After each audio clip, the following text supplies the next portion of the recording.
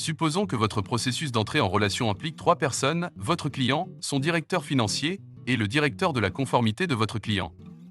Dans cet exemple, la première personne ayant accès au dossier est le directeur administratif chez notre client. Mais nous savons aussi que le directeur financier doit être impliqué à un moment donné pour partager certains documents financiers et compléter certaines étapes de signature. Nous aurons également besoin que le service de conformité de notre client visualise notre dossier et ait accès à tous les documents partagés avec nous par le client et le directeur financier. Si ce processus s'applique à tous vos clients, il vous sera possible de paramétrer ce scénario directement au moment de la configuration de votre procédure ClustDoc. Cliquez sur Ressources, puis sur Procédures pour accéder à votre liste de procédures et sélectionnez celle que vous souhaitez paramétrer. Vérifions que toutes les étapes ont déjà été ajoutées dans notre checklist.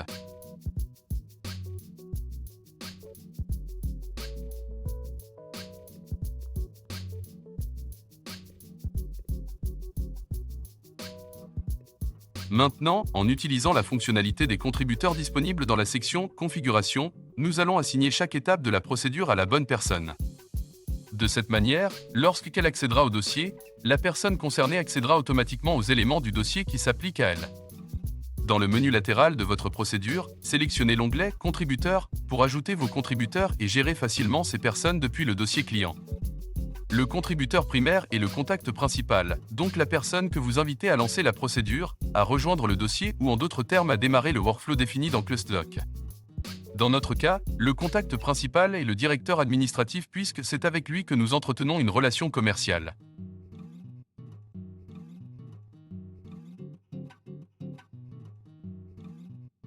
Nous allons ensuite créer un rôle pour le directeur financier et lui assigner certaines étapes correspondant à son rôle.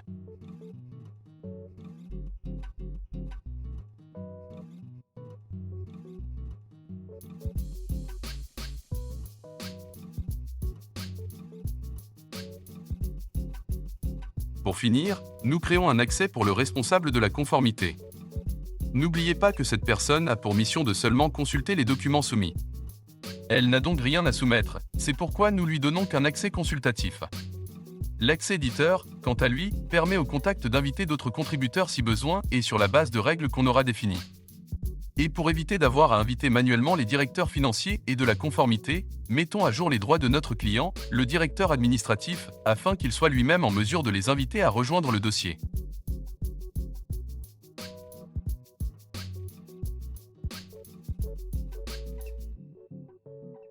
Une autre façon d'attribuer des tâches à un contributeur spécifique consiste à le faire directement à partir de la checklist.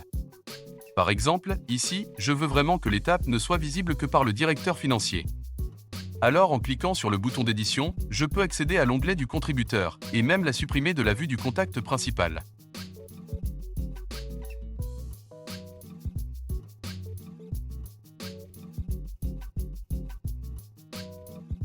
Essayons un autre cas d'utilisation, où 2 personnes doivent déposer un document dans le dossier sans voir les documents de l'autre. Je pourrais donner au client et au directeur financier l'accès à ce document tout en séparant leur vue. De cette façon, ils ne verront pas les documents de l'autre, même si mon équipe et moi-même les verrons. Voilà, vous avez terminé.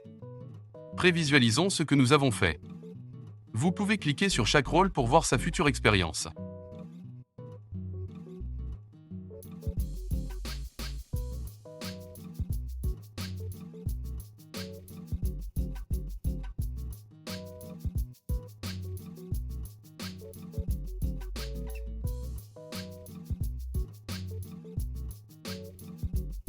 Comme vous pouvez le voir, une fois invité à l'enregistrement en ligne, chacun d'entre eux verra quelque chose de différent. Vous êtes maintenant prêt à lancer votre procédure avec vos clients.